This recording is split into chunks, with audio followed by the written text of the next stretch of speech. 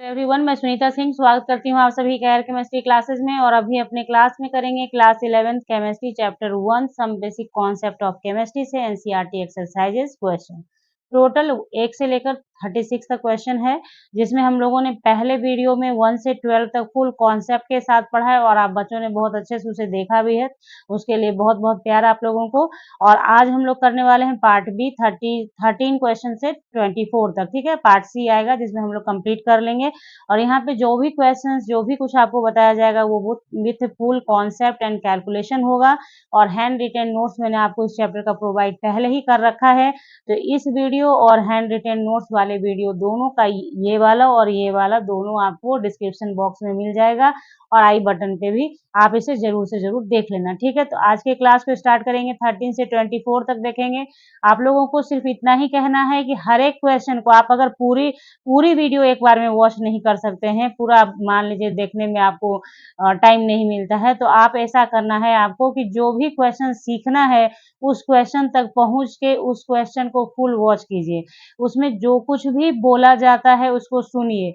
आप अगर स्किप करके वीडियो देखते हैं, उसी वजह से क्या होता है कि कुछ ऐसी बातें होती है जो आपने स्किप किया, उसी टाइम पे बोला गया है, वो आप सुन नहीं पाते हैं और आपके बाद फिर आपके पास बहुत सारा प्रॉब्लम क्रिएट होता है, समझ नहीं पाते हैं आप क्वेश्चन को। ठीक है, तो जरूरत ये है कि जो देखना है उसे ही पूरा देखिए। जो अगर पूरे देखने की जरूरत है तो पूरा देखिए, अदरवाइज जो जो आपके लिए नेसेसरी है कि मुझे क्वेश्चन नंबर 15 ही देखना है सिर्फ, तो आप स्किप कीजिए, 15 तक पहुंचिए और 15 को पूरा वॉच कर लीजिए। ठीक है, तो इस तरीके से देखिए ताकि आपको समझ में आए। जिस पर्पज से आप वीडियो पे आते हैं सीखने के लिए, समझने के लिए, वो आपका पूरा हो जाए। ठीक है, तो चलिए स्टार्ट करते हैं क्लास और देखते हैं क्वेश्चन नंबर 13 हमारा क्या है। क्वेश्चन नंबर 13 देखते हैं हमारा क्या है। Pressure is determined as force per unit area of the surface. हम सभी को पता है कि प्रेशर क्या होता है, फोर्स अप्लाइड पर यूनिट एरिया। ठीक है, या force per unit area. The SI unit of pressure Pascal is shown below. 1 Pascal equal to 1 Newton per meter square होता है, ये आपको बता दिया गया, ये होता है। ठीक है, तो if mass of air at sea level is 1034 gram, calculate the pressure in pascal. ठीक है, तो अगर आपको कह रहा है कि मास ऑफ एयर जो है एट सी लेवल इतना ग्राम है, तो आपको कैलकुलेट करना है द प्रेशर इन पास्कल, यानी ये जो एयर का जो प्रेशर होगा वो पास्कल में आपको बताना है, जिसका कि मास आपको दे दिया है।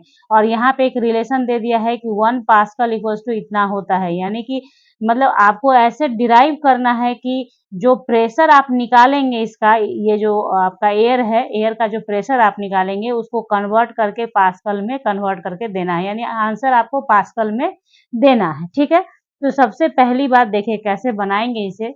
1 पास्कल इक्वल्स टू जो दे रखा है उसको लिख लीजिए सामने, ताकि आपको एक समझ में आएगा कि हमें बनाना कैसे, समझिएगा इसे। 1 पास्कल इक्वल्स टू 1 न्यूटन पर मीटर स्क्वायर हो गया।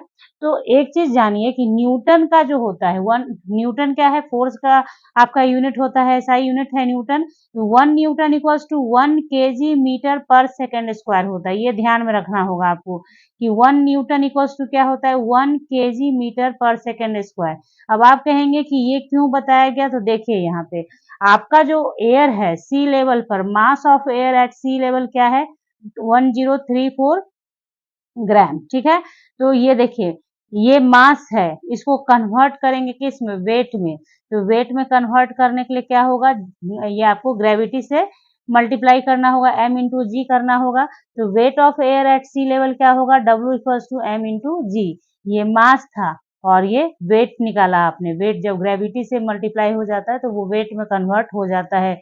वेट वेरिएबल होता है लेकिन मास नहीं होता है। ठीक है, तो यहाँ पे क्या है, m जो दिया था वो हमने लिखा और ग्रेविटी का वैल्यू हमें पता है कि 9.8 मीटर पर सेकेंड स्क्वायर होता है, या फिर आप इसको 10 भी लेके बनाते हैं न्यूमेरिकल में, लेकिन यहाँ पे अभी आप 9.8 मीटर पर सेकेंड स्क्वायर लेंगे। ठीक है, अब देखिए ये फॉर्मूला हमें पता है कि जो आपका पहला ये क्वेश्चन का जो पहला लाइन है उसी का ये फॉर्मूला मैंने लिखा है। प्रेशर एक्सर्टेड P मान लीजिए, P है जो प्रेशर एक्सर्टेड होता है, इक्वल्स टू क्या, फोर्स या weight exerted by unit area, है ना, force exerted by unit area of the surface. ठीक है, तो यहाँ पे इसके आगे आप वेट एक्सर्टेड, तो वेट क्या है आपका, आपने वेट निकाला है एयर का कितना, जो निकाला है उसको अभी आप यहाँ लिखिए 1034 आपका ग्राम में है, ग्राम लिखिए into 9.8 metre per second square, उसके बाद डिवाइडेड बाय यूनिट एरिया। तो एरिया जब कभी भी होगा तो आपको पता है कि वो किसी भी यूनिट के स्क्वायर में होगा, क्योंकि यहाँ ग्राम है इसलिए यहाँ पे हम लोगों ने सेंटीमीटर लिया है, ठीक है। तो सेंटीमीटर स्क्वायर के फॉर्म में हो गया, 1 सेंटीमीटर स्क्वायर लिखें या सेंटीमीटर स्क्वायर लिखें क्या ही फर्क पड़ेगा, ठीक है। ये हो गया हमारा। अब आप यहाँ पे समझेंगे क्या, कन्वर्सन, यहाँ पे जो मैंने आपको स्टार्टिंग में कहा है कि ये पूरा जो चैप्टर है आपको कन्वर्सन सिखाने के लिए ही बनाया गया है, तो समझिए इसे। हम लोग अब इसको कन्वर्ट करेंगे किसके अकॉर्डिंग, हमें चाहिए क्या, मेरे पास एक रिलेशन दिया है 1 पास्कल इक्वल्स टू 1 न्यूटन पर मीटर स्क्वायर। तो न्यूटन के लिए मुझे केजी चाहिए, मीटर चाहिए और सेकंड चाहिए।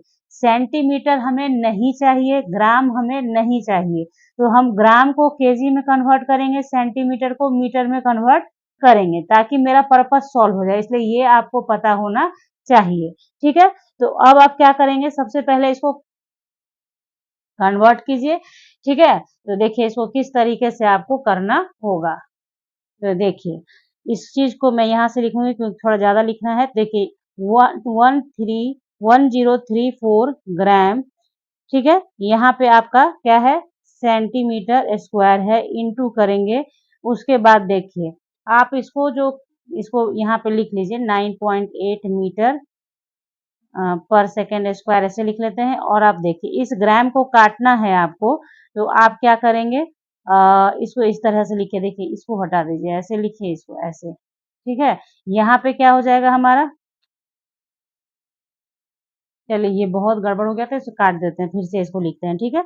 1034 gram into 9.8 metre per second square divided by centimetre square into, इस ग्राम को आपको हटाना है, तो आप क्या करेंगे कि 1 केजी डिवाइडेड बाय, आपके बुक के अकॉर्डिंग आपको बता रही हूँ, सिंपल तरीके से भी बनाया जा सकता है, लेकिन ये कन्वर्सन आपको बहुत जगह बनाना है, इसलिए अभी से इसको सीखते चले जाइए, वो ठीक है। तो यहाँ पे क्या 1 केजी, देखिए 1 केजी बराबर होता है किसके, 1000 ग्राम के, मतलब ये इस तरीके से लिखने का मीनिंग हुआ कि आपने चेंज भी कर लिया और कुछ फर्क भी नहीं पड़ा। 1 केजी डिवाइडेड बाई 1000 ग्राम, तो 1 केजी बराबर ही तो होता है 1 ग्राम 1000 ग्राम के, तो दोनों आपस में कट जाएगा, तो इसलिए ये ऐसे कन्वर्ट किया जाता है, ताकि इससे क्या फायदा हुआ, ग्राम से आपका यहाँ ग्राम कट जाएगा, आपका केजी आपको मिल जाएगा, मतलब कन्वर्ट करते हैं जो यूनिट को, उसका तरीका है ये। और ये इस तरीके से लिखने का मतलब है कि आपने चेंज भी कर लिया और कोई फर्क भी नहीं पड़ा, क्योंकि 1 केजी इक्वल्स टू 1000 ग्राम। उसी तरीके से आगे बढ़िए, आपको सेंटीमीटर स्क्वायर भी नहीं चाहिए, आपको सेंटीमीटर को काटना है, आपको क्या चाहिए, आपको क्या चाहिए, आपके लिए मीटर चाहिए, है ना। तो इसके लिए आप क्या करेंगे, सो देखिए, तो आपको पता है 100 सेंटीमीटर इक्वल्स टू क्या होता है, 1 मीटर होता है, 100 सेंटीमीटर इक्वल्स टू 1 मीटर, तो ये दोनों क्या है, एक जैसा ही है, कि 100 सेंटीमीटर लिखें या 1 मीटर लिखें, बात एक ही है, इसलिए दोनों को डिवाइड कर दिया। जब कभी कहीं भी ऐसा बनाया जाए का भी कोई न्यूमेरिकल, तो आप समझिएगा कि जो जिसके नीचे है वो दोनों इक्वल है, यानी 1 केजी बराबर है 1000 ग्राम के, 100 सेंटीमीटर बराबर है 1 मीटर के। अभी बहुत सारा क्वेश्चन वैसा बनाना है आपने, ठीक है। तो इसमें आप देखिए यहाँ स्क्वायर है, तो हमें यहाँ भी स्क्वायर चाहिए ना, तो यहाँ पे हम इसको क्या करेंगे, इसको स्क्वायर कर देंगे और ये भी सेंटीमीटर स्क्वायर हो जाएगा, और जब ये स्क्वायर है तो हमें इसको भी स्क्वायर करना पड़ेगा, ताकि बैलेंस रहे, फर्क नहीं पड़ना चाहिए, आपको बैलेंस करते हुए चलना है, ध्यान देंगे तो समझ में तुरंत आ जाएगा कि यहाँ हमने अगर 100 सेंटीमीटर स्क्वायर किया, तो हमें यहाँ भी मीटर स्क्वायर करना होगा 1 मीटर स्क्वायर, ताकि दोनों बैलेंस में रहे। इससे फायदा क्या हुआ, देखिए इसको, देखिए मैं इसको रेड से काट के बता दूं, ये ग्राम से आपका ग्राम कट गया, सेंटीमीटर स्क्वायर से सेंटीमीटर स्क्वायर कट गया, और ध्यान दीजिएगा 1 मीटर से यहाँ का 1 मीटर कट गया, तो बचा यहाँ कितना, 1 मीटर तो कट चुका है, 1 मीटर बचा हुआ है, तो आप क्या लिखेंगे, अब आप ध्यान दें,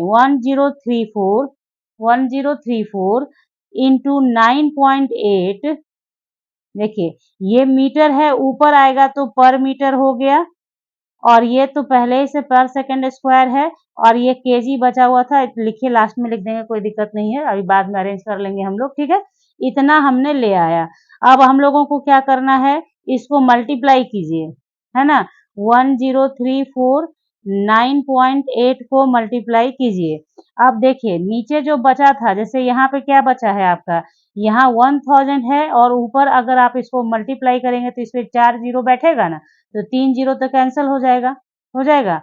इसको आप करके देख लें इस तरीके से। देखिए ये जो लिखा गया है, इसके लिए आप क्या करेंगे, 1 2 3 4 जीरो और नीचे यहाँ पे क्या है, 1000 है, 1000 लिखा आपने, 3 जीरो को काट दीजिए तो 1 जीरो बचा हुआ है ऊपर, तो वो भी है आपके पास। पहले इसको मल्टीप्लाई कर लेते हैं, लास्ट में जीरो पुट कर देंगे। तो देखिए 9 8 जा सॉरी 8 4 जा 32, तो 2 हो गया, हैंड में 3 है आपके, 8 3 जा 24 और 3 है आपके हाथ में, तो 27 हो जाएगा। 7 हाथ में 2 रहेगा, 8 2 8, ठीक है।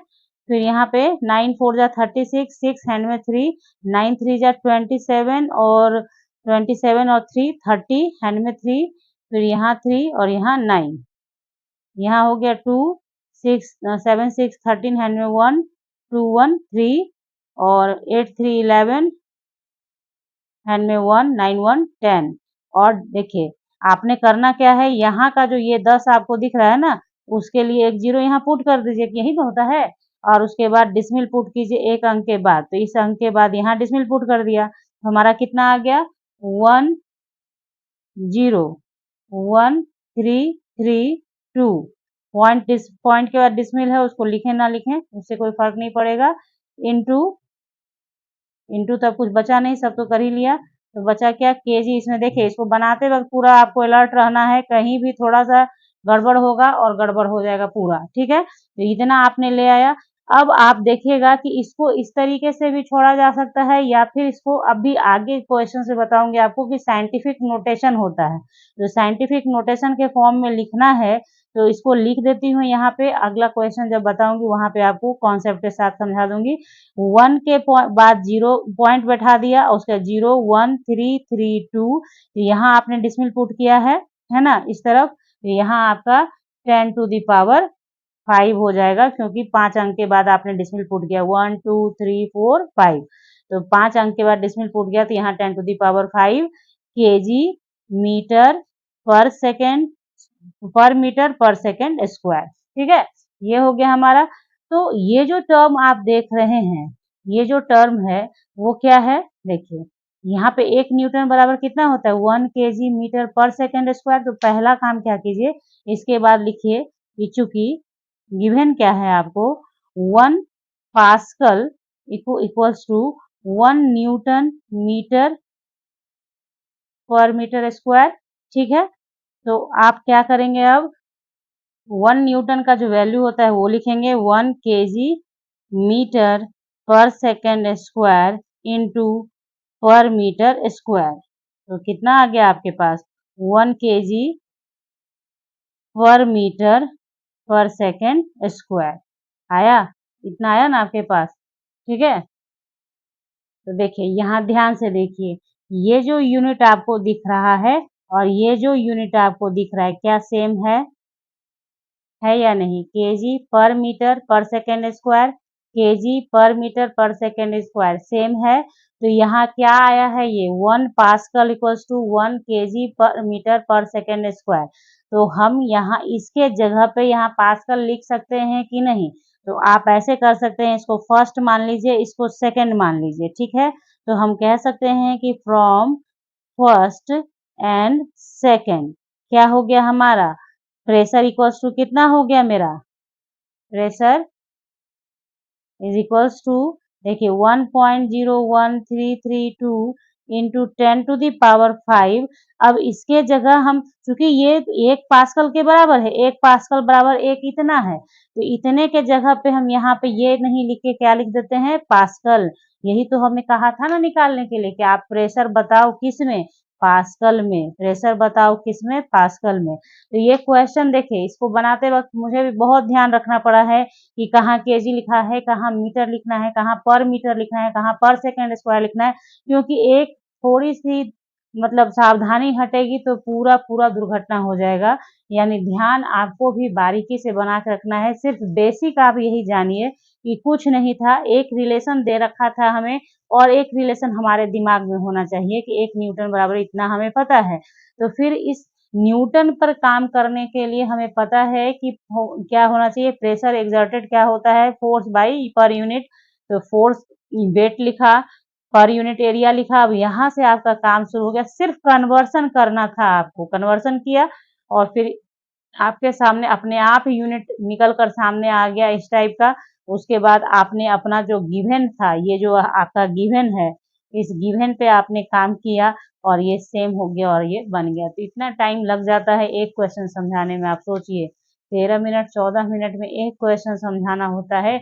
इतना नहीं समझाया जाएगा तो फिर आप ये नहीं समझ पाएंगे, बहुत प्रॉब्लम होती है। ठीक है, तो चलिए 13 डन, चलिए 14 पे। यहाँ देखिए क्वेश्चन नंबर 14 में कुछ खास है नहीं।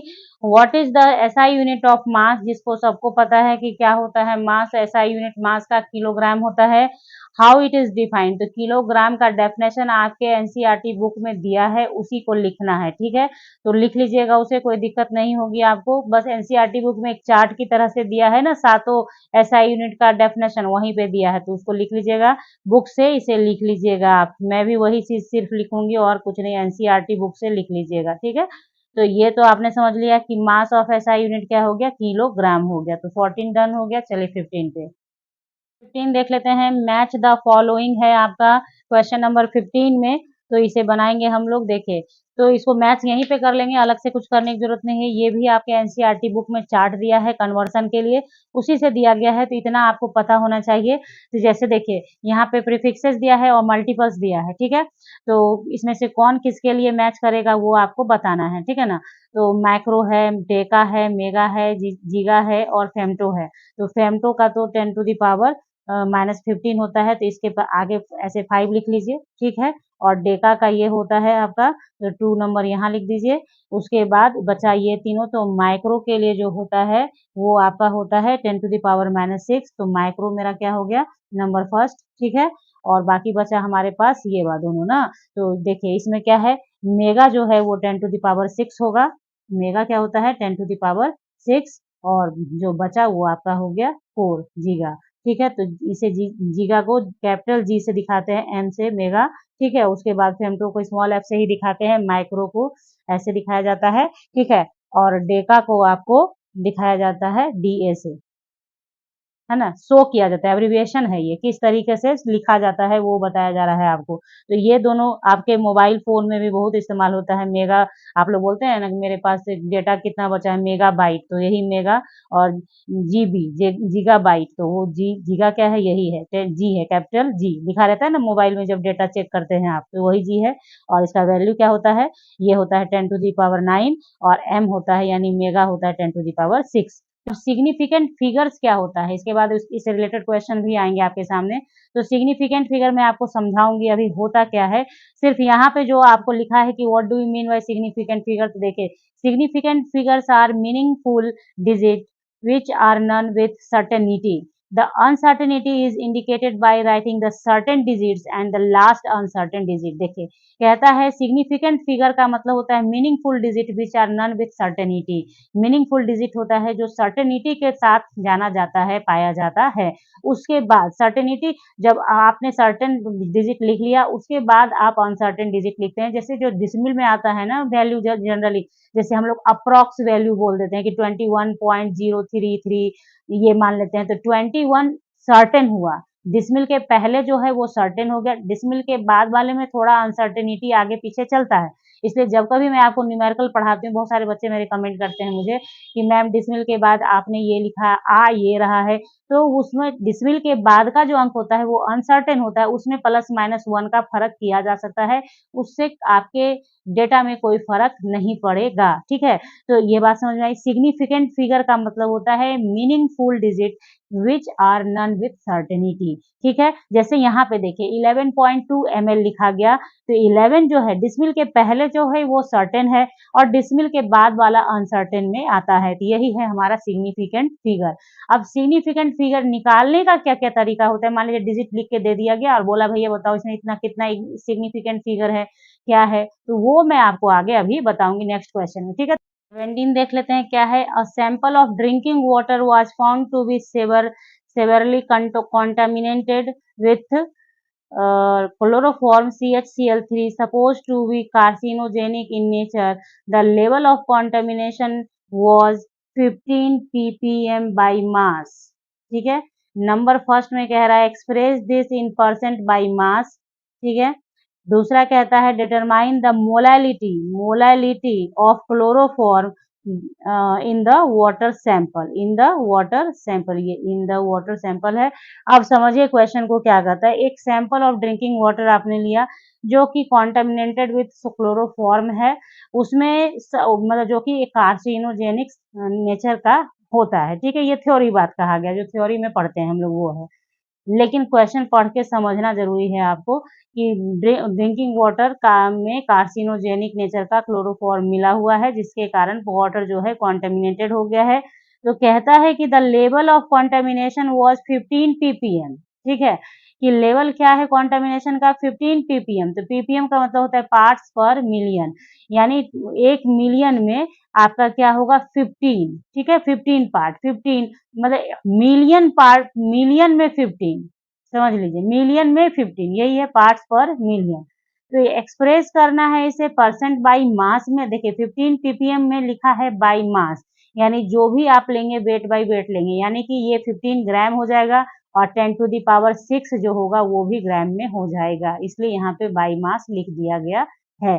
15 ppm का मतलब है पार्ट्स पर मिलियन, यानी पर मिलियन में 1 मिलियन में 15 पार्ट। ठीक है, तो यहाँ पे पार्ट हो गया, पार्ट क्या हो गया, यहाँ पे बाई मास है तो ग्राम हो गया। ओके, तो चलिए एक्सप्रेस करेंगे इसे परसेंट बाई मास में और फिर बता देंगे molality of chloroform in water sample. ठीक है, बहुत आसान है, इसमें कुछ मेहनत नहीं है, जो कहा है मैंने वो यहाँ देखिए क्या है। 1 ppm parts per million is equivalent to 1 part out of 1 million.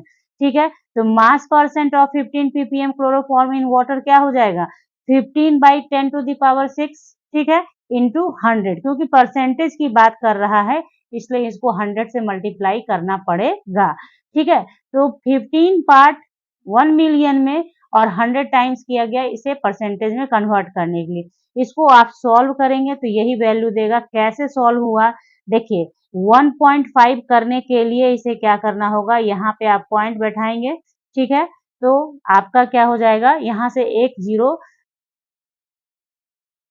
देखिए इसे सॉल्व करने के लिए आप सिंपल तरीके से, अगर आपको नहीं समझ में आ रहा है तो आप कैसे करेंगे कि इसको एक स्टेप ऐसे कर लीजिए, 15 इंटू 10 टू दी पावर ये 2 है और 2 पे ये जब आएगा तो -6 हो जाएगा, तो ये आपका -4 में कन्वर्ट हो गया, यानी 15 इंटू 10 टू दी पावर -4 हो जाएगा। और जब यहाँ डिसमिल पुट करेंगे आप तो यहाँ एक घट जाएगा, यानी ये हो जाएगा 1.5 into 10 to the power -3 percent में बता दीजिए, इसे परसेंटेज कह रहा था इसलिए। ठीक है, और इसको ये चीज आपने समझा कैसे कैलकुलेशन किया गया, मतलब मैंने सोचा ये इजी कैलकुलेशन आप कर लेंगे, बट फिर भी बहुत सारे बच्चों को समझ में नहीं आता है कैसे हुआ, मैम बता दीजिए। तो देखिए कुछ नहीं किया मैंने, मेहनत कुछ नहीं था, ये 100 को 10 टू दी पावर 2 लिख सकते हैं और ये 6 ठीक नीचे है तो ऊपर जाके माइनस में गया कन्वर्ट हो, तो ये 6 में से 2 जाएगा तो -4 बचेगा और जैसे ही आप इसके आगे एक पॉइंट बैठाएंगे तो यहाँ पे -3 में कन्वर्ट हो जाएगा। और ये कैसे हुआ ये अभी आपको तुरंत बताऊंगी, थोड़ा सा सब्र रखिए, तुरंत समझ में आ जाएगा आपको। ऐसे पहले भी बताया हुआ है मैंने। मोलालिटी देखिए कैसे निकालते हैं, तो मोलालिटी का मतलब होता है, नेक्स्ट पार्ट है इस क्वेश्चन का। मोलालिटी का मतलब है number of moles of solute divided by KG of salt. Solvent in KG बोलिए, मतलब सॉल्वेंट का जो वेट है उसको केजी में लेना है। तो सॉल्वेंट यहाँ पे मेरा क्या है, वाटर है, वाटर सैंपल जो है वही हमारा सॉल्वेंट है, क्योंकि इसका जो इसमें जो सॉल्यूट है ना उसका मात्रा बहुत कम है, इसलिए यहाँ पे आप क्या करेंगे, वेट ऑफ सॉल्वेंट मानेंगे 100, ठीक है, कि 100 ग्राम ही है, ठीक है, क्योंकि 100 ग्राम की ही बात, यहाँ मास परसेंट हो रहा है या परसेंटेज की बात हो रही है, यानी कि टोटल जो सॉल्वेंट है वो क्या है, 100 है। जनरली जो आपको पढ़ाया जाता है कि सॉल्यूशन में दो पार्ट होता है, सॉल्यूशन में दो चीज होता है ना, सॉल्यूशन में सॉल्यूट होता है और सॉल्वेंट होता है, ठीक है।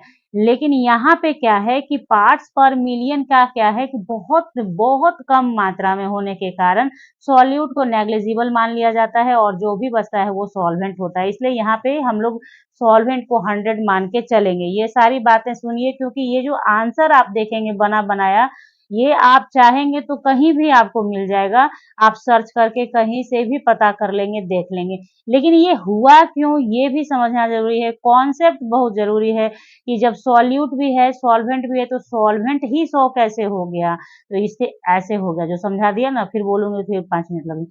चलो यहाँ पे number of moles of solute divided by KG of solvent, तो देखिए नंबर ऑफ मोल्स के लिए क्या किया, वेट बटे मॉलिक्यूलर वेट कर देते हैं और divided by weight of solvent in KG. तो देखिए यहाँ पे आपका क्या है, मोलर वेट निकाल लीजिए क्लोरोफॉर्म का, जो निकाल के मैंने यहाँ आपको दिखा दिया है, देख लीजिए यही आएगा।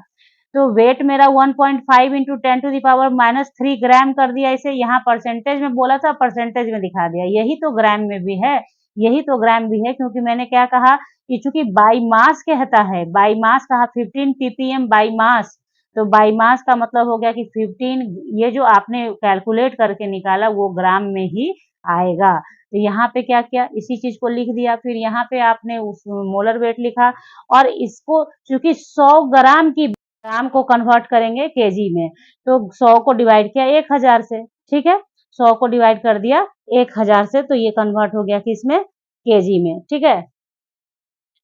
उसके बाद आप इसको कैलकुलेट कर लें, देखिए मैंने सब कुछ दिखाया है आपको कि ये काट दिया, ये 10 जो आपको दिख रहा है ये ऊपर आ जाएगा, तो ये इतना आया, इसको इतना आ गया, ठीक है, कैलकुलेट करके उसके बाद 1195 से 150 को डिवाइड करना है, नहीं होगा, डिसमिल पुट किया, बनाते गए हम लोग और हम लोगों ने इतना आंसर लाया।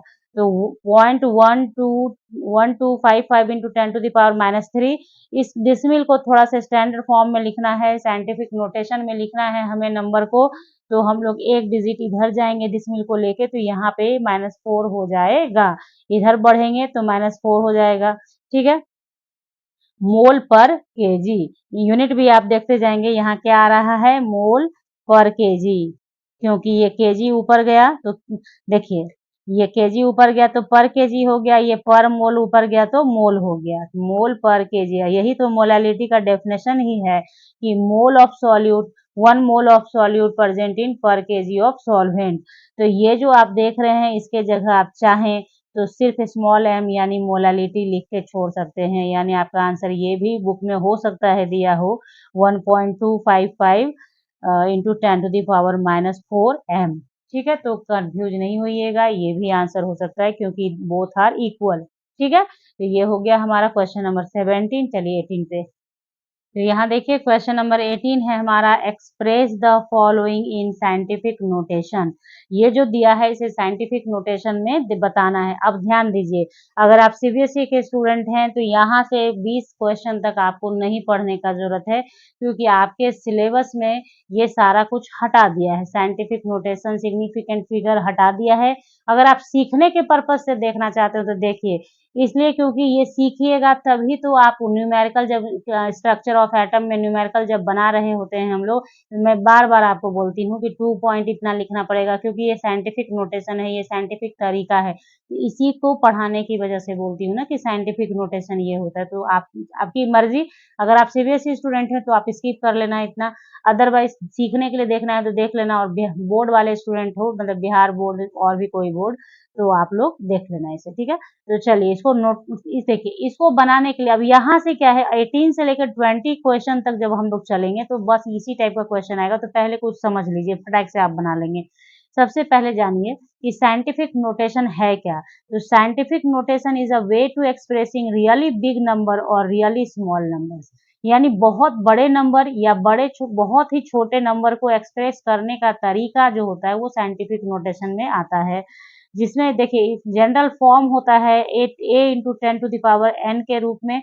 यानी एक चीज हमेशा याद रखिएगा, जब भी पावर चढ़ेगा वो 10 पे ही चढ़ेगा, ये एक्सपोनेंट कहलाएगा। और a जो है रियल नंबर है, कुछ भी हो सकता है। यहाँ पे एक कुछ उदाहरण देख लीजिए आप, जैसे 500 को अगर साइंटिफिक नोटेशन में कहा मुझे लिखने को, तो क्या करेंगे, 500 को हम लोग 5 लिख देंगे। आप चाहें तो 5 के बाद पॉइंट 0 भी लिख सकते हैं। तो 5 इंटू 10⁻2, ये जो आपने देखा ये 10⁻2 में कन्वर्ट हो गया, क्योंकि इसको जब लिखेगा तो 100 हो जाएगा, मल्टीप्लाई कीजिए तो 500 फिर से आ जाएगा।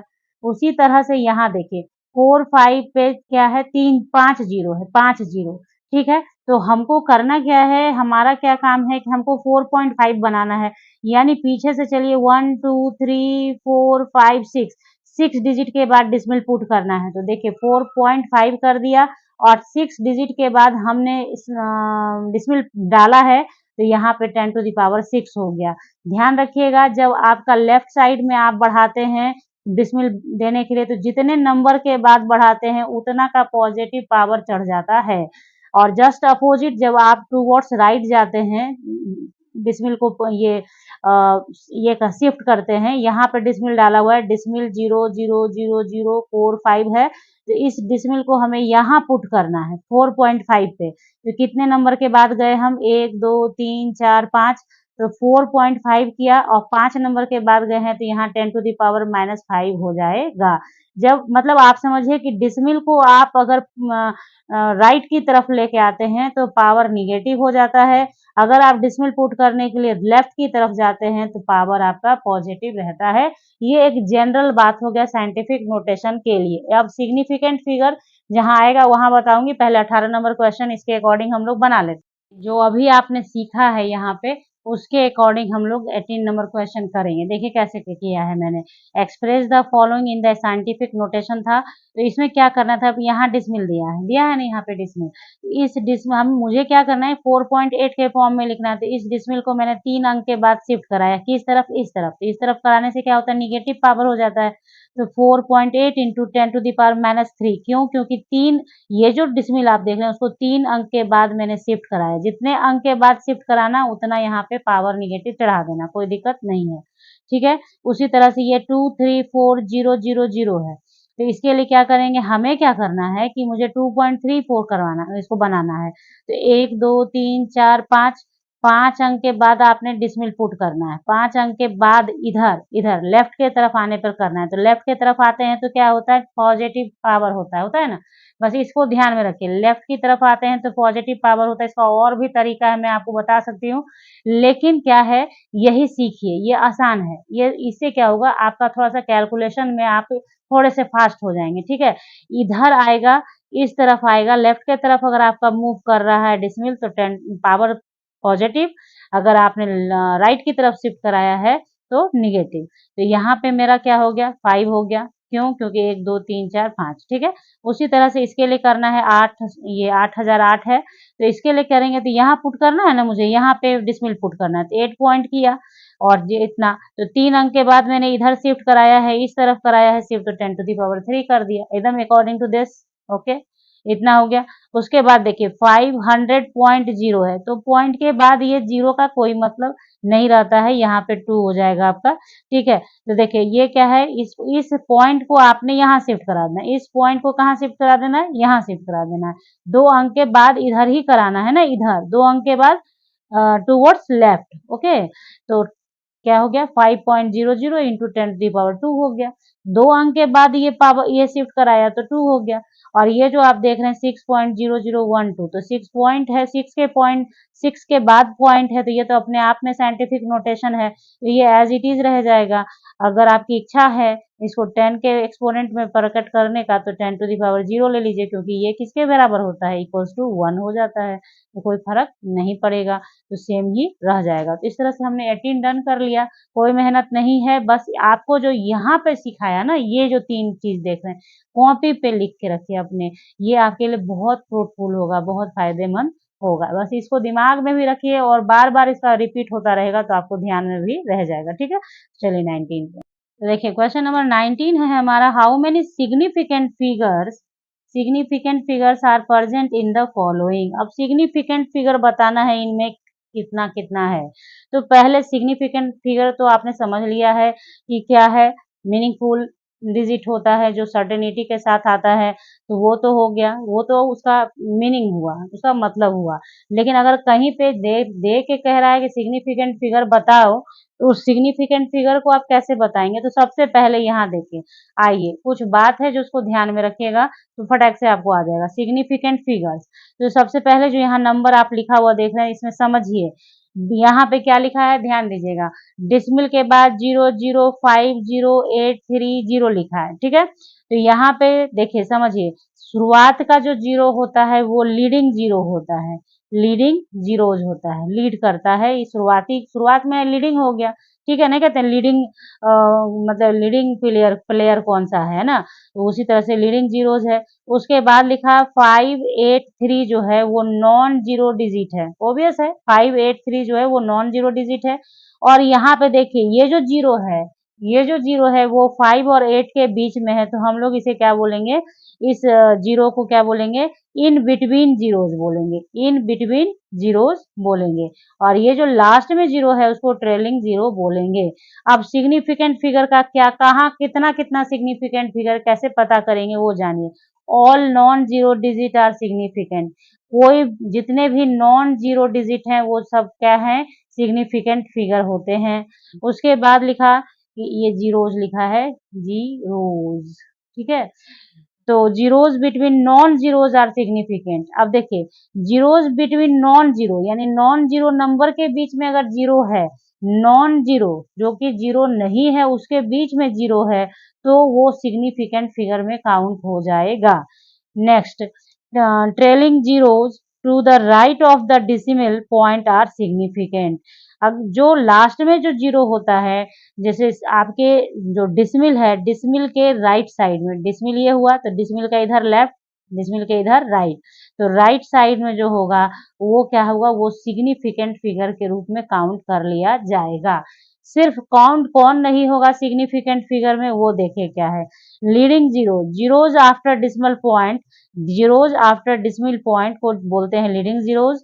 Non zero digits are not significant, यानी कि डिसमिल पॉइंट के बाद, डिसमिल पॉइंट के बाद अगर नॉन जीरो डिजिट बिफोर, देखिए कह रहा है zeros after decimal point before non zero digit, यानी कि नॉन जीरो डिजिट के पहले जो जीरो होगा और वो अगर डिसमिल के बाद है तो वो नॉट सिग्निफिकेंट हो जाएगा। यहाँ पे आप एग्जाम्पल से समझ सकते हैं, इतना थ्योरी पढ़ने का जरूरत नहीं है आपको, सीधी सी बात है। जो लीडिंग जीरोज होता है यानी कि नॉन नॉन जीरो डिजिट के पहले अगर कोई जीरो है तो वो क्या है, वो सिग्निफिकेंट फिगर में काउंट नहीं होगा।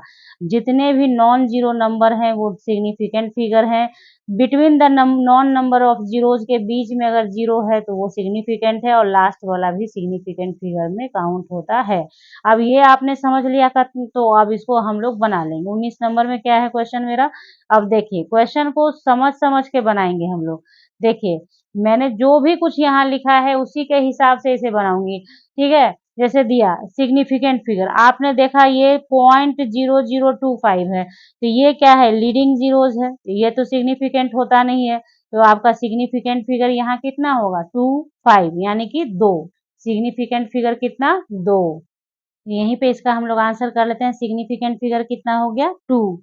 इसका देखिए 208, 208, तो इसमें सब क्या है, ये देखिए नॉन नॉन जीरो डिजिट जो होता है वो तो सिग्निफिकेंट होता ही होता है, और उसके बीच का जीरो भी सिग्निफिकेंट होता है, तो यहाँ पे टोटल सिग्निफिकेंट फिगर कितना, 3। उसके बाद इसका क्या हो जाएगा, जस्ट उसी टाइप का है, 5005 है, तो इसमें सिग्निफिकेंट फिगर 4। क्यों, क्योंकि नॉन डिजिट हो ही गया और उनके बीच का जीरो तो काउंट होता ही है सिग्निफिकेंट में, जो यहाँ पे लिखा है तीनों बातों को, ठीक है। उसके बाद देखिए नेक्स्ट है हमारा, यहाँ पे 126000, तो यहाँ पे सिग्निफिकेंट फिगर कितना हो गया, इस तरफ जो जीरो आता है वो सिग्निफिकेंट फिगर में रहेगा। इस नॉन नॉन जीरो के पहले अगर कोई जीरो है तो वो सिग्निफिकेंट में नहीं आता है, ये तो है। तो यहाँ टोटल कितना है, 3 और 3 6, तो टोटल सिग्निफिकेंट फिगर 6 हो गया।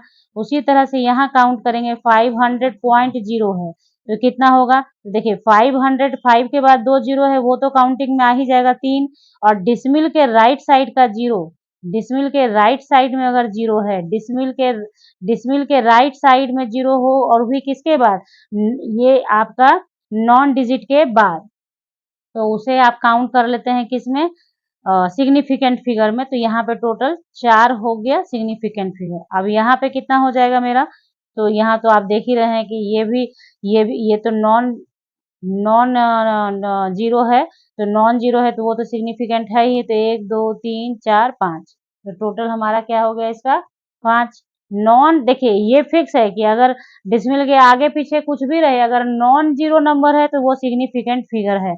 बाकी खेल डिसमिल के बाद वाले में होता है कि अगर जीरो जीरो है तो क्या होगा, बीच में जीरो है तो क्या होगा, लास्ट में जीरो है तो क्या होगा, तो वो बहुत शॉर्टकट में मैंने आपको यहाँ पे बताने की कोशिश की है ताकि आपका कम समय लगे और आपको उस चीज का नॉलेज भी हो जाए। तो इस तरीके से हमने यहाँ पे 19 नंबर क्वेश्चन भी कर लिया। कोई दिक्कत है, ये बात जो लिखवाया है मैंने यहाँ, इसको फोटो ले लीजिए, इसको अपनी कॉपी पे लिख के रख लेना ताकि आपको बनाने में दिक्कत नहीं हो, कभी भी आप प्रैक्टिस कर सकते हैं। ठीक है, चलिए 20 पे। तो देखिए क्वेश्चन नेक्स्ट है हमारा, क्या कह रहा है कि round off the following up to 3 significant figures.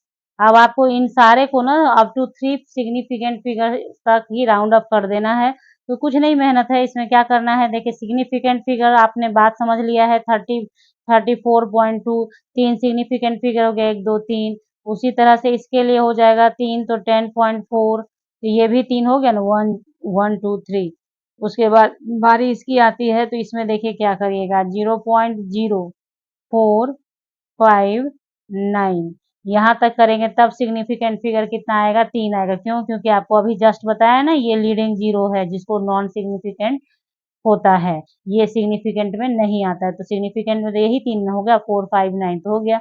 उसी तरह से इसको करना है, इसमें आपको राउंड अप करना है 3 में, तो 2 8 0 तक ही लेंगे आप, तो ये क्या हो जाएगा हमारा सिग्निफिकेंट फिगर। या इसको आप ऐसे ले सकते हैं, क्योंकि लास्ट में 8 है ना, तो इसको आप ऐसे कर दो 2 8 1, तो ये आपका 3 डिजिट तक सिग्निफिकेंट फिगर हो गया। तो ये 20 भी आपका यहाँ पर डन हो गया। तो कोई दिक्कत नहीं है, आपको जो मेन बात होती है ये नहीं बताने के बाद आप ये क्वेश्चन देखते हैं। क्वेश्चन नंबर 21 क्या है हमारा, the following data are obtained when dinitrogen and dinitrogen react together to form different compounds. ठीक है, तो यहाँ पे देखिए क्या है, डाई नाइट्रोजन और डाई ऑक्सीजन का मास दिया हुआ है और मतलब रिएक्ट करके डिफरेंट डिफरेंट कंपाउंड बना रहा है, ये कह दिया आपसे।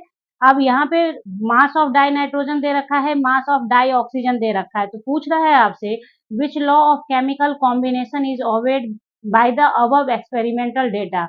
ये जो एक्सपेरिमेंटल डेटा आपको दे रखा है, इसको ऑब्जर्व करके आप क्या समझते हैं कि ये कौन से केमिकल कॉम्बिनेशन को दिखा रहा है, जो कि आपने पढ़ रखा है चैप्टर के अंदर। ठीक है, तो यहाँ पे ध्यान दीजिए, इसमें कोई मेहनत नहीं है। जैसे आपने देखा कि ये 14 ग्राम है तो ये 16 ग्राम है, यानी डाई नाइट्रोजन 14 ग्राम है तो डाई ऑक्सीजन 16 ग्राम है। डाई नाइट्रोजन 14 ग्राम है तो ये डाई ऑक्सीजन 32 ग्राम है। फिर ये आपका डाई नाइट्रोजन 28 है तो यहाँ 32 है, ये 28 है तो ये 80 है। ठीक है, अगर हम लोग ऐसा करें कि यहाँ पे हम देख रहे हैं कि मास ऑफ डाई नाइट्रोजन जो है, अगर 14 14 है तो इसे भी 14 14 मान ले, फिक्स कर दे, या फिर इन दोनों इनको 28 रहने दें और इनको 28 28 कर दे। यानी कि आपको करना क्या है, डाई नाइट्रोजन के वेट को फिक्स कर देना है, क्योंकि यहाँ पे दिख रहा है कि 2 जगह ये फिक्स है, फिर 2 जगह ये फिक्स है ना, तो इसको हम लोग क्या कर लेंगे, फिक्स मान लेंगे, या तो 14 या तो 28। अब फर्क क्या पड़ेगा मानने पर, देखिए अगर आप ये 14 फिक्स करेंगे, 14 पे फिक्स करेंगे तो 14 के लिए यहाँ 16 रह जाएगा, 14 के लिए यहाँ 32 रह जाएगा। लेकिन जैसे ही इसको आप 14 ग्राम बनाएंगे तो ये आधा होगा, तो ये भी आधा हो जाएगा। जैसे ही इसको आप 14 करेंगे यानी ये आधा, तो ये भी आधा यानी 40 हो जाएगा, और ये 16 हो जाएगा। तो उसके अकॉर्डिंग फिर हम लोग उसका रेशियो देखेंगे और समझेंगे कि कौन से केमिकल कॉम्बिनेशन को फॉलो कर रहा है। तो यहाँ देखिए मैंने लिखा है, by keeping 14 gram as the fixed mass of N2, the ratios by mass of dioxygen O2 combining with 14 gram of dinitrogen क्या हो जाएगा, देखिए 16 और 32 तो सेम रहेगा, क्योंकि यहाँ पे यही है, ये आपका 14 और 14 है तो 16 और 32 हुआ। लेकिन जैसे ही इसको 14 बनाओगे तो ये भी आधा कर देना 16, तो यहाँ मैंने 16 लिखा रेशियो, और जैसे ही इसको 14 बनाया तो इसको भी आधा कर देंगे, यानी 80 का आधा 40 हो जाएगा। तो ये कर दिया हमने यहाँ पे, समझ गए ये कैसे आया। अगर आप दोगुना करोगे तो ये जो पार्ट है ये सेम रह जाएगा 80 और 32, लेकिन 14 को जैसे ही 28 बनाओगे तो ये 32 दूनी 64 हो जाएगा, और 14 को जैसे ही 28 बनाओगे ये 32 हो जाएगा। मतलब अपने हिसाब से आप कर लीजिएगा, कोई दिक्कत नहीं है। मैंने दोनों ही तरीके से आपको समझा दिया। तो इसका जो है एक रेशियो निकालिएगा, तो इसमें आप देख रहे हैं कि अगर इसको 8 से डिवाइड किया जाए, यानी कि इन सब में क्या है 8 कॉमन है, तो 8 से डिवाइड कीजिए, 8 2 जा 16 हो जाएगा, 8 4 जा 32, 8 2 जा 16, 8 5 जा 50। तो ये आप देख रहे हैं कि एक सिंपल रेशियो में है, एक सिंपल होल नंबर रेशियो में आ रहा है। किसका वेट? ऑक्सीजन का वेट। यानी 14 ग्राम डाई नाइट्रोजन का अगर मास फिक्स कर दिया गया कि 14 ग्राम है डाई नाइट्रोजन का मास, तो वो जो ऑक्सीजन से रिएक्शन करके अलग अलग कंपाउंड बना रहा है, वहां पे ऑक्सीजन का जो रेशियो है, उस ऑक्सीजन के मास का जो रेशियो है वो क्या है? सिंपल होल नंबर रेशियो है। और ये कब आता है? ये जो स्टेटमेंट मैं बोल रही हूँ ये कब आता है? लॉ ऑफ मल्टीपल प्रोपोर्शन में आता है, लॉ ऑफ मल्टीपल प्रोपोर्शन। तो देखिए यहाँ लिख दिया है, since this ratio is simple whole number the data obeys the law of multiple proportion. Statement आपको आपके बुक में भी है, और हैंड रिटन नोट्स जो मैंने प्रोवाइड किया है जिसका लिंक डिस्क्रिप्शन बॉक्स में है उसमें भी है, वहां से भी आप लिख सकते हैं। मेन यहाँ पे फोकस क्या था, आपको समझना था कि ये बनेगा कैसे, कैसे करना है। इस टाइप का क्वेश्चन जब कभी भी आए तो आपको देखिए ध्यान देना है कि किस तरह का डेटा है, उस अकॉर्डिंग काम करना है। यहाँ पे आपने डेटा में देखा कि नाइट्रोजन के मास को एक क्या किया है, 14 14 28 28 लिया है, और यहाँ डाई ऑक्सीजन के मास को 16 32 32 80 इस टाइप से किया है। तो यहाँ पे हम इसे फिक्स कर सकते हैं और फिक्स करके देखेंगे। तो डिपेंड करेगा डेटा पे, ठीक है। तो जब क्वेश्चन वैसा कुछ अलग भी आएगा तो वो भी बताऊंगी आपको। तो यहाँ पे आई होप कि आपने समझ लिया। अब इस क्वेश्चन के नेक्स्ट पार्ट पे चलिए, यानी बी पार्ट पे चलिए, जो बहुत इंपॉर्टेंट है समझना आपको। तो देखिए बी पार्ट में कहता है fill in the blanks in the following conversion. आपको कन्वर्सन करना है, ठीक है। 1 किलोमीटर को कन्वर्ट करना है मिलीमीटर में, और फिर 1 किलोमीटर को कन्वर्ट करना है पिकोमीटर में, फिर उसी तरह से मिलीग्राम को केजी में, फिर नैनोग्राम में, फिर मिलीलीटर को लीटर में, और डेसीमीटर क्यूब में, ठीक है। तो ये 3 कन्वर्सन आपको सिखा देगा कि कैसे आप यूनिट को कन्वर्ट करते हैं। या तो आप इसको क्या कर सकते हैं, जो आपने क्लास 10th वगैरह में पढ़ा होगा ना, उसके हिसाब से डायरेक्ट भी लिख सकते हैं, कोई प्रॉब्लम नहीं। लेकिन आपके एनसीईआरटी बुक में आपकी क्लास 11th में जिस तरीके से बताया गया है वो मैं आपको बताऊंगी, ताकि आप अपने बुक के बारे में भी अच्छे से समझ सके। यहाँ पे मैंने साइड में ये लिखा है क्योंकि इसका यूज होगा हम लोगों को। 1 किलोमीटर को मिलीमीटर में और पिकोमीटर में ले जाना है। तो देखिए 1 किलोमीटर से स्टार्ट करेंगे। 1 kilometre equals to 1 kilometre. Kilometre नहीं चाहिए, काट देना है इसे। तो काटना है, इट मीन्स कि इसको नीचे लेके आना है किसी भी हालत में। 1 किलोमीटर इक्वल्स टू क्या होता है? 1000 मीटर के होता है। यहाँ लिखा है मैंने 1000 मीटर इक्वल्स टू 1 किलोमीटर। ये आपने कर लिया, फिर मल्टीप्लाई करेंगे। मीटर भी नहीं चाहिए आपको, तो मीटर को भी काटना है आपको। तो नीचे लिखिए मीटर, यानी 1 मीटर बराबर क्या होता है? 100 सेंटीमीटर। हो गया आपका। तो देखिए यहाँ पे, यहाँ से किलोमीटर कट जाएगा, यहाँ से मीटर कट जाएगा। अब आपको सेंटीमीटर भी नहीं चाहिए, आपको क्या चाहिए? मिलीमीटर चाहिए। तो जो चाहिए उसको ऊपर कर लीजिए, जो नहीं चाहिए उसको नीचे लिख दीजिए। जो नहीं चाहिए वो सेंटीमीटर है तो हमने सेंटीमीटर को नीचे किया, और जो चाहिए जिसमें कन्वर्ट करना है वो मिलीमीटर है, उसको ऊपर रखेंगे, ठीक है। तो अब आपने क्या करना है कि इसको देखिए 1 सेंटीमीटर बराबर 10 मिलीमीटर होता है। तो यहाँ आपको 10 मिलीमीटर और यहाँ 1 सेंटीमीटर लिखना है।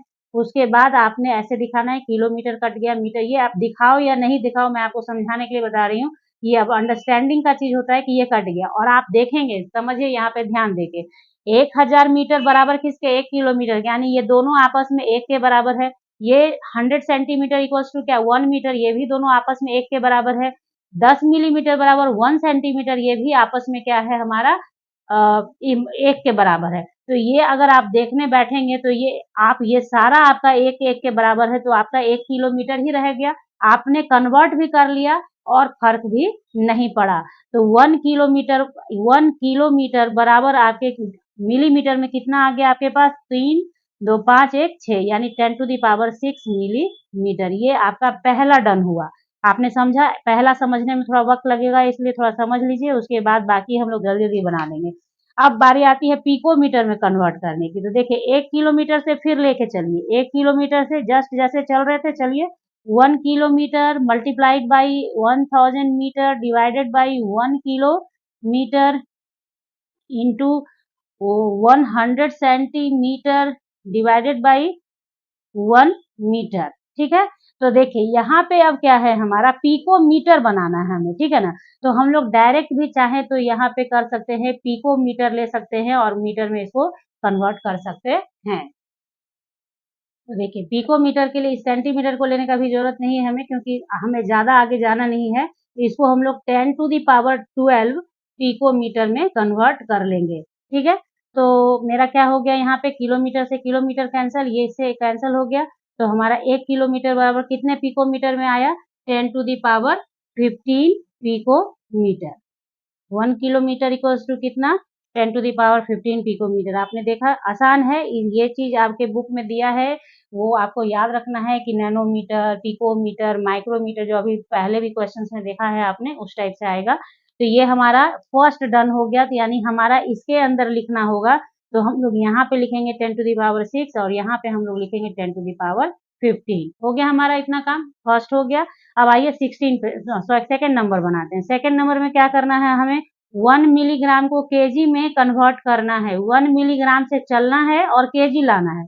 क्या लाना है, केजी। तो केजी ऊपर रहेगा, आपको ये समझ में आ गया। तो अब आपको क्या करना है, जस्ट 1 मिलीग्राम से चलना है आपको, यानी 1 मिलीग्राम मल्टीप्लाई करना है 1 ग्राम डिवाइडेड बाई 1000 मिलीग्राम, ये होता है रिलेशन इन दोनों में, इनटू उसके बाद आप क्या करेंगे, ग्राम भी आपको नहीं चाहिए, आपको तो केजी चाहिए ना, तो 1 केजी बटे 1000 ग्राम।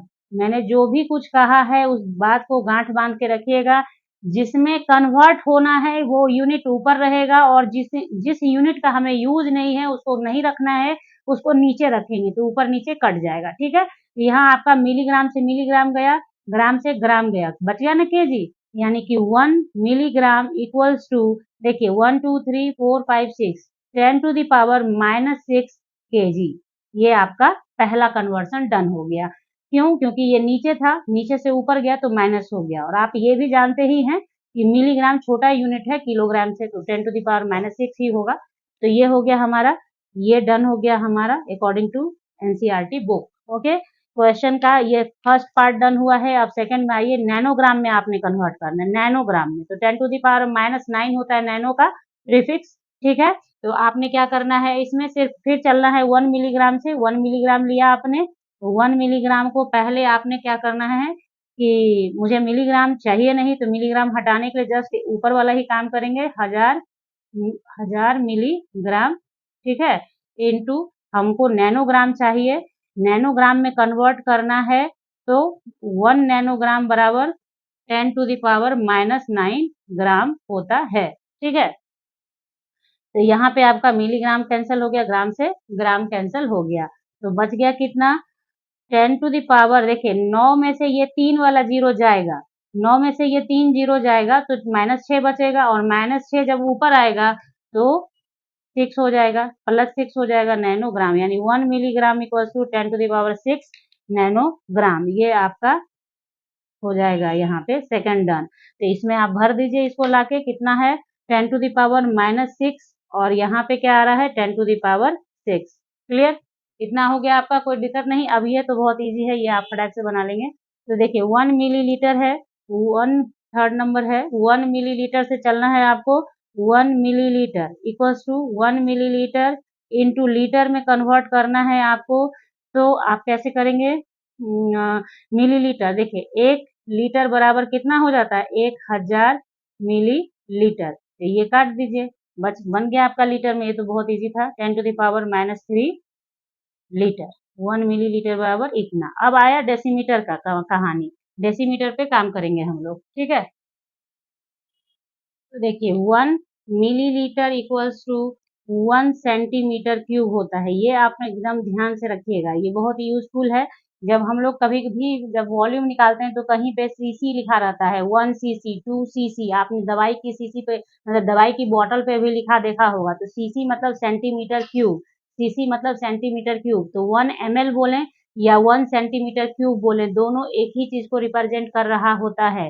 1 मिलीलीटर बोले या 1 सेंटीमीटर क्यूब बोले, ठीक है, तो एक ही चीज होता है, यानी दोनों क्या होता है, वॉल्यूम को बताने के लिए काम में आता है, वॉल्यूम का यूनिट है, ठीक है। तो अब इसको इसको कन्वर्ट करना है हमें किस में, देखिए डेसीमीटर क्यूब में। तो सेंटीमीटर यहाँ बताने का रीजन ये है कि सेंटीमीटर का रिलेशन डेसीमीटर क्यूब के साथ होता है, यानी कि देखिए यहाँ पे लिख देती हूँ कि 1 डेसीमीटर इक्वल्स टू होता है 10 सेंटीमीटर। ये रिलेशन हमारे काम में आ जाएगा और हम इसे बना पाएंगे। तो क्या करेंगे, देखिए इस 1 सेंटीमीटर क्यूब है, इसको हमें कन्वर्ट करना है सिर्फ किस में, डेसीमीटर क्यूब में। तो 1 सेंटीमीटर क्यूब इंटू, आपने अभी देखा कि ये है 1 डेसीमीटर क्यूब ले लेंगे, क्योंकि हमको सेंटीमीटर क्यूब को हटाना है, तो 10 सेंटीमीटर क्यूब हो जाएगा।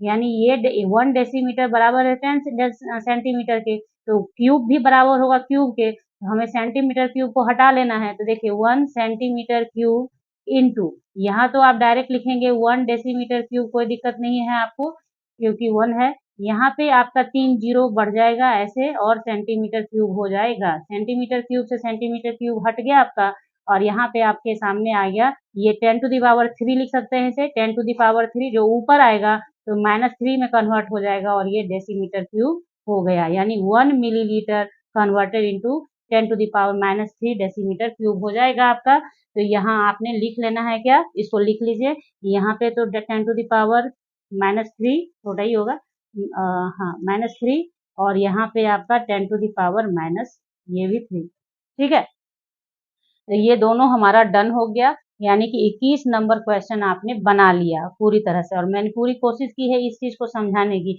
ये समझना बहुत जरूरी है, समझिएगा। अगर आपको एक बारी में नहीं समझ में आए तो वीडियो को थोड़ा सा रोक रोक के सुनिएगा, हर एक बात मैंने समझाया है कैसे कैसे बनाना है। फिर से अगर बोलूंगी तो फिर और 2-4 मिनट वीडियो बढ़ जाएगा आगे। तो बस इसी जो बात मैंने कही है उसे ध्यान से सुनिए, एक बारी में समझ में आने वाला चीज है, कोई परेशानी नहीं होगी, ठीक है। तो चलिए अब 22 नंबर क्वेश्चन बनाते हैं। नंबर 22 है हमारा, if the speed of light is 3 into 10⁸ metre per second, calculate the distance covered by light in 2 nanosecond. 2 nanosecond, ये NS जो है नैनो सेकेंड को बता रहा है, ठीक है, छोटा सा सेकेंड है। तो देखिए इसको बनाएंगे, बहुत आसान है।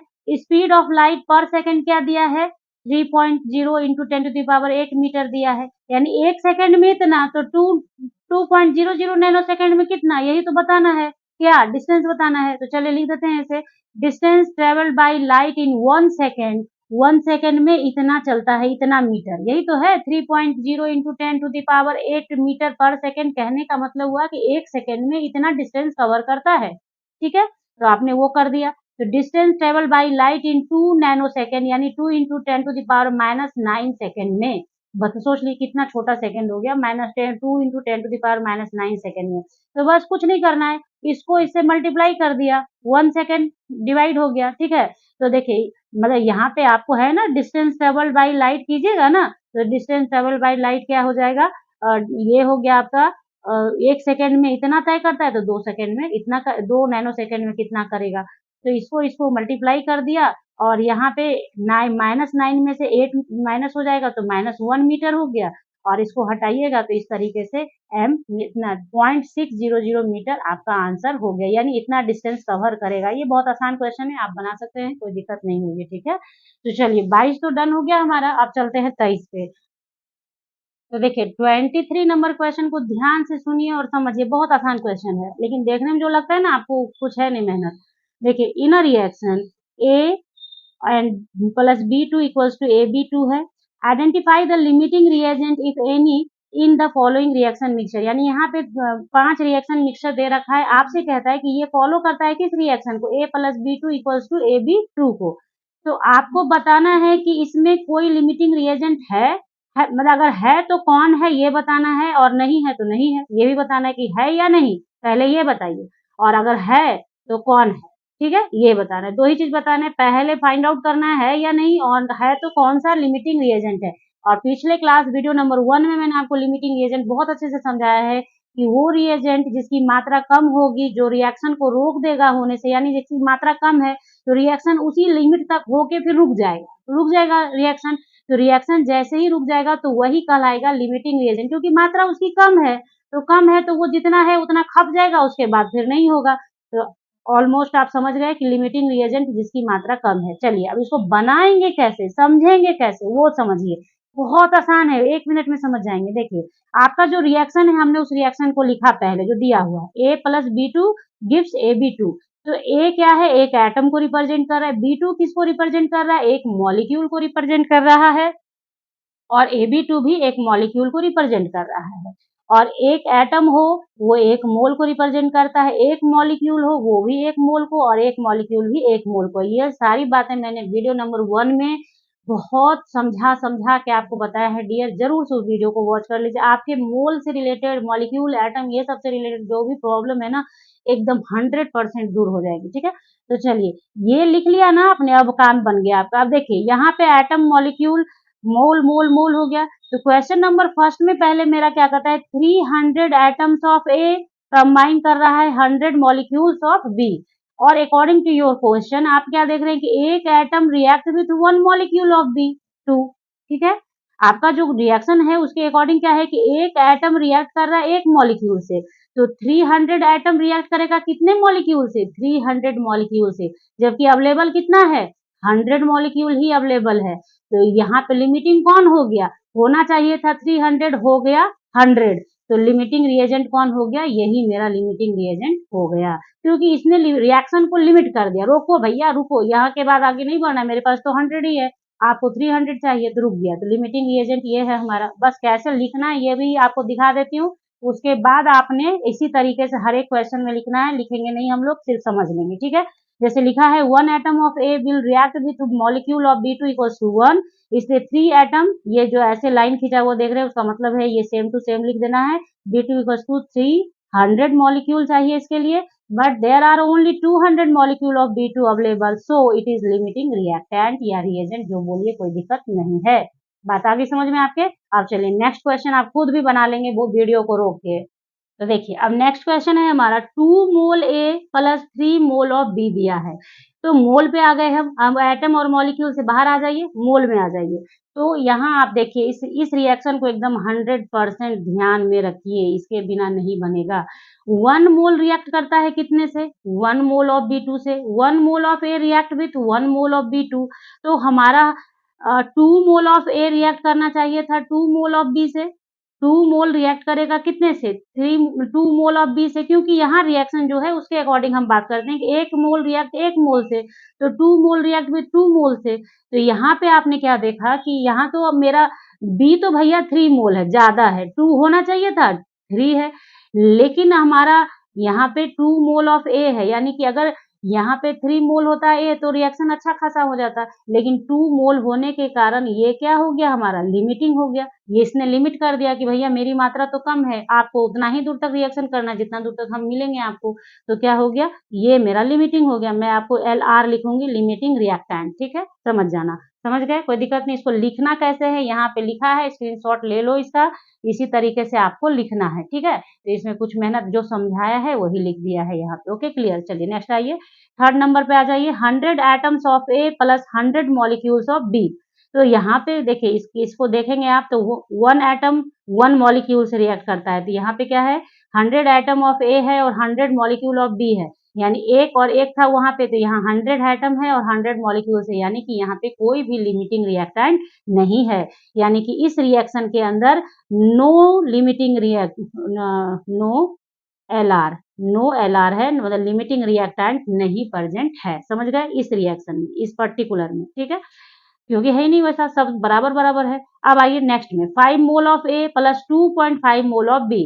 तो आपने देखा है कि 1 mole react with 1 mole of B2 है ना, तो यहाँ पे 5 मोल से ही तो रिएक्ट करता ना।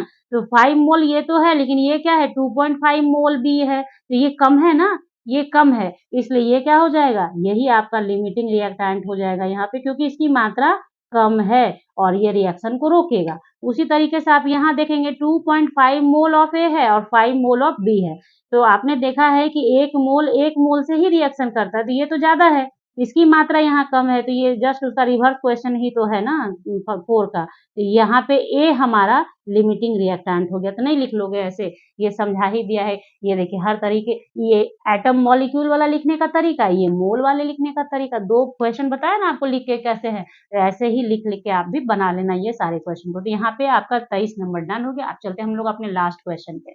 24 नंबर क्वेश्चन कहता है dinitrogen and dihydrogen react with each other to produce ammonia according to the following reaction, यानी इस रिएक्शन को फॉलो करना है आपको, ठीक है।